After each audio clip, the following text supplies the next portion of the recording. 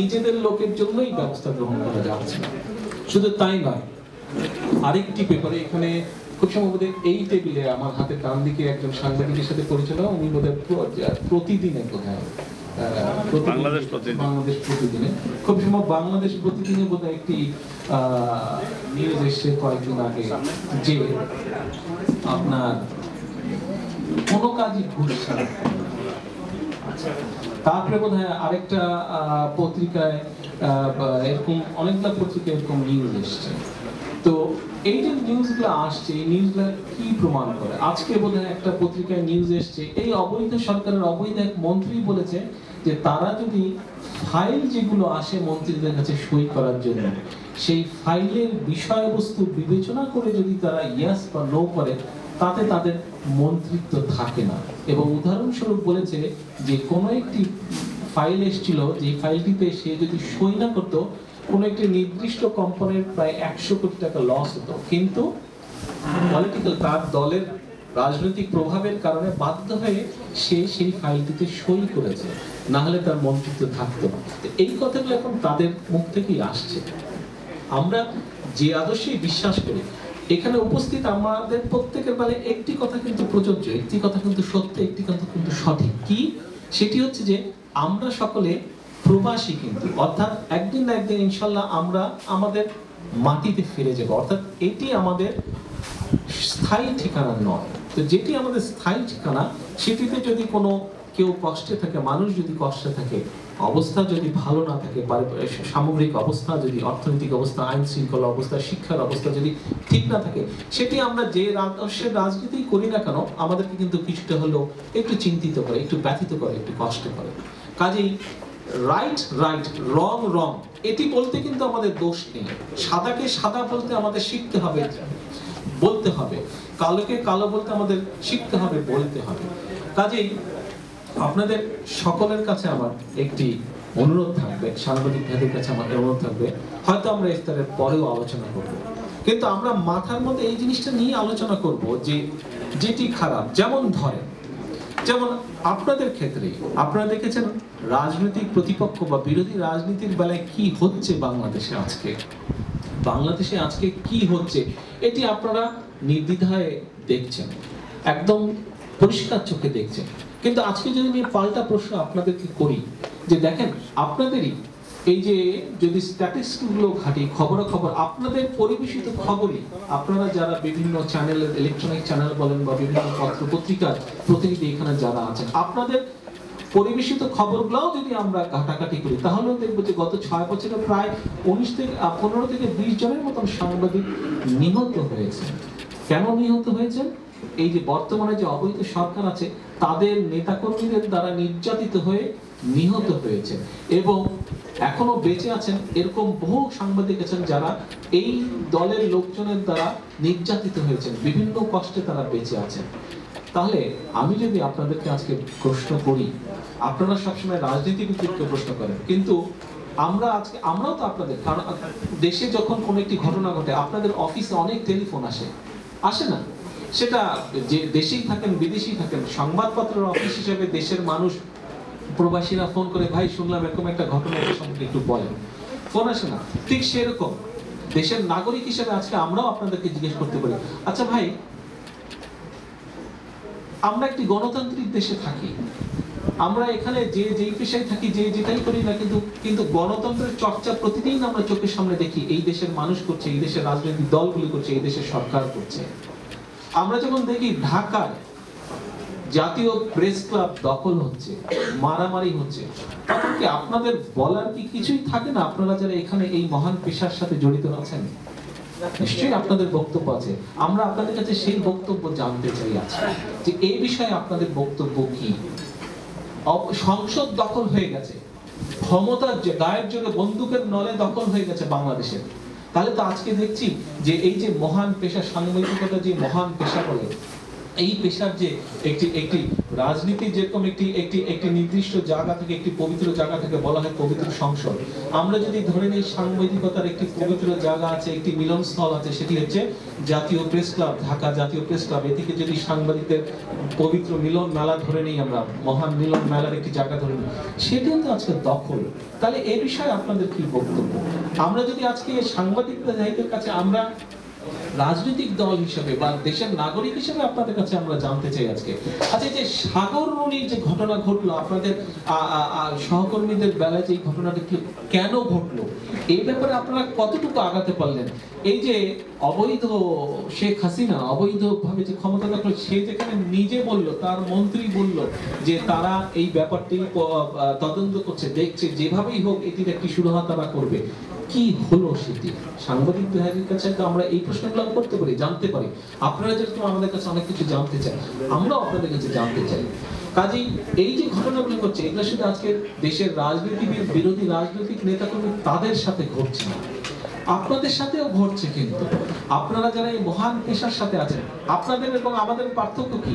আপনাদের আমাদের পার্থক্য হচ্ছে দেশের জন্য কিন্তু উভয় কাজ করছেন। আপনাদের আপনাদের স্ট্যান্ডিং থেকে কাজ করছেন, আমরা আমাদের স্ট্যান্ডিং থেকে কাজ করছি, কিন্তু উভয় আমরা দেশের জন্য কাজ করছি। কাজেই যেই ঘটনাগুলো আমাদের সাথে ঘটছে, কারণ আমরা বিরোধী রাজনীতি করি বলে, যে ক্ষমতায় বর্তমানে অবৈধভাবে যারা বাংলাদেশে ক্ষমতা দখল করে রেখেছে, তাদের কাজের সাথে আমাদের কাজের মিল নেই, তাদের মতের সাথে আমাদের পথের মিল নেই, তাদের অবৈধ অনৈতিক কাজকে আমরা সমর্থন করি না বলে তারা আজকে বন্দিত্ব হোক, খুন করে হোক, গুম করে হোক আমাদেরকে নিস্তব্ধ করে দেওয়ার চেষ্টা করছে, অর্থাৎ বিরোধী দলের রাজনীতি।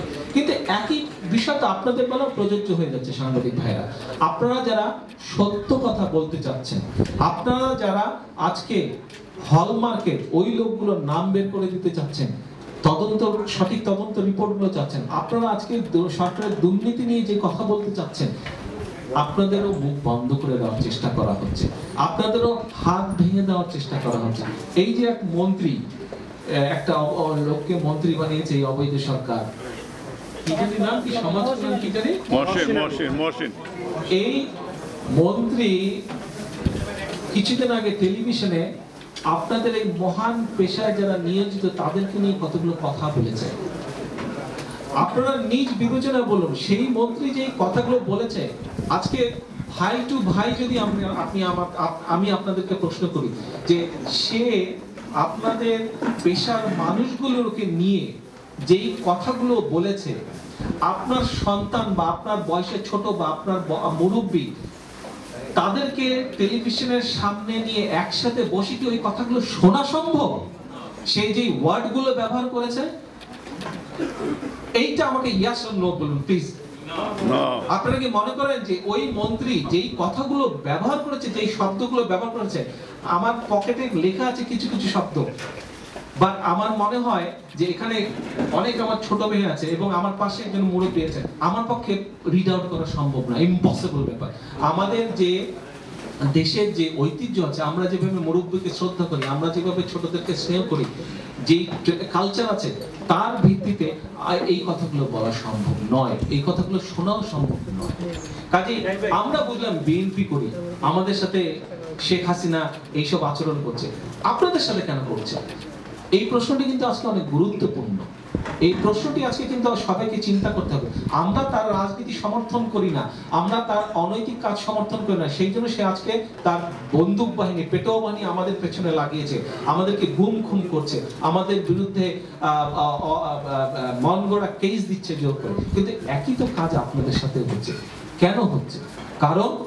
কারণ একটি, আজকে বাংলাদেশের ঘুরে ফিরে এক জায়গায় মানুষের হক নেই, কথা বলার হক নেই, আইনের শাসন পরিচালিত হচ্ছে না সঠিকভাবে, আইনকে আইনের মতন কাজ করতে দেওয়া হচ্ছে না, এবং সব কিছুর মূল হচ্ছে একটি, যে জনগণের সঠিক প্রতিনিধিত্ব নেই। সেই জন্যই আজকে আপনাদের উপরে যেরকম নির্যাতন হচ্ছে, প্রেস ক্লাব যেভাবে দখল হচ্ছে, আপনার সহকর্মী, আপনার ভাই, আপনার বোনের হত্যার বিচার যেরকম আপনারা পাচ্ছেন না, ঠিক একইভাবে আমি আমার ভাইয়ের হত্যার বিচার পাচ্ছি না, আমি আমার দলের নেতাকর্মীদেরকে খুঁজে পাচ্ছি না, তারা গুম হচ্ছে। এটিই কারণ। সেই জন্য আপনাদের কাছে অনুরোধ থাকবে, আজকের এই ইফতার মাহফিলে আপনাদের কাছে অনুরোধ থাকবে আমার কাছে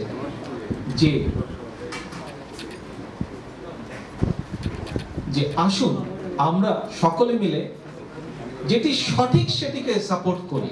আপনি আমার দলকে সাপোর্ট করেন না, fine, nothing wrong in that, nothing wrong with that.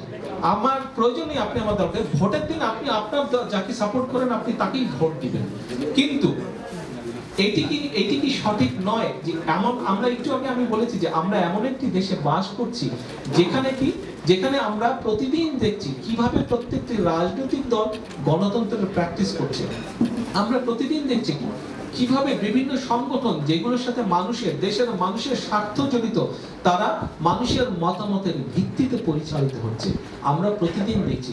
এখন এই দেশে থেকেও আমরা কি সত্যকে সত্য বলতে, মিথ্যাকে মিথ্যা বলতে কি শিখবো না, বা বলার মতো সাহসী কি করবো না? যদি আমরা সাহস না করি, যদি আমরা সত্যকে সত্য না বলি, মিথ্যাকে মিথ্যা না বলি, তাহলে কি at the end of the day, দিনের শেষে কি নিজেই নিজের সাথে প্রতারণা করা হবে না? এটা তো নিজেই নিজের সাথে প্রতারণা করা হবে। কাজেই সাংবাদিক ভাইরা আপনাদের কাছে অনুরোধ, আসুন আমরা অন্তত চেষ্টা করি আমাদের যার যার অবস্থান থেকে যে যেটি সত্য, যেটি হক, যেটি রাইট, যেটি সঠিক, যেটি নৈতিক, আসুন আমরা সকলে মিলে সেটির পিছনে এসে দাঁড়াই। হয়তো আমরা আজ ফল পাবো না, কাল পাবো না, ইনশাল্লাহ পরশু পাবো না, ইনশাল্লাহ আগামী মাস পাবো না, ইনশাল্লাহ বছর পাবো, কিন্তু পেতে আমাদেরকে হবে এবং ইনশাল্লাহ আমরা পাবো। এটি আমি দৃঢ়ভাবে বিশ্বাস করি। কারণ সত্যকে কিছুক্ষণ চাপিয়ে রাখা যায়, সত্যকে সারাক্ষণ চাপিয়ে রাখা সম্ভব নয়। এই কথাটি আমি শিখেছি আপনাদের কাছ থেকে, আপনাদের বিভিন্ন লেখা থেকেই আমি এটি শিখেছি। সত্যকে লুকিয়ে রাখা যায় না, কিছুক্ষণ হয়তো আড়াল করে রাখা যায়, কিন্তু সত্যকে লুকিয়ে রাখা সম্ভব নয়।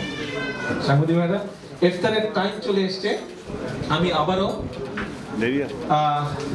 বক্তব্য দিয়েই ফেললাম। 1 ঘন্টা দেরি আছে। একতরফাই হয়ে গেল বক্তব্যটা। আমার খুব ইচ্ছা ছিল যে টেবিলটা এত বড় হবে, আমার ধারণা ছিল না।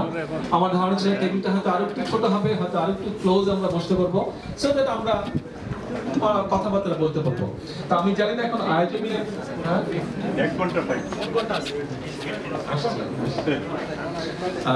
তো আমি জানি না আয়োজকরা ইফতারের পরে কিভাবে আয়োজন রেখেছেন, তবে আমি এনজয় করবো, ঠিক ইন্টারভিউ অর্থে নয়, বা ঠিক আপনি একজন সাংবাদিক আমি একজন রাজনীতিবিদ এই অর্থে নয়, তবে একই দেশের মানুষ হিসাবে, একই কমিউনিটির মানুষ হিসাবে আমার একটা ইচ্ছা থাকবে, আশা থাকবে যে ইফতারের পরে তো চা খাওয়ার অভ্যাস কম বেশি সবারই আছে। চা খাওয়ার ফাঁকে যদি আমরা আরেকটু ক্লোজ বসে 2-4টা কথা আলাপ করতে পারি। তো আপনাদের কাছে কথা বলার দাওয়াত দিয়ে আমি এখান থেকে বিদায় নিচ্ছি। আশা করব যে যেহেতু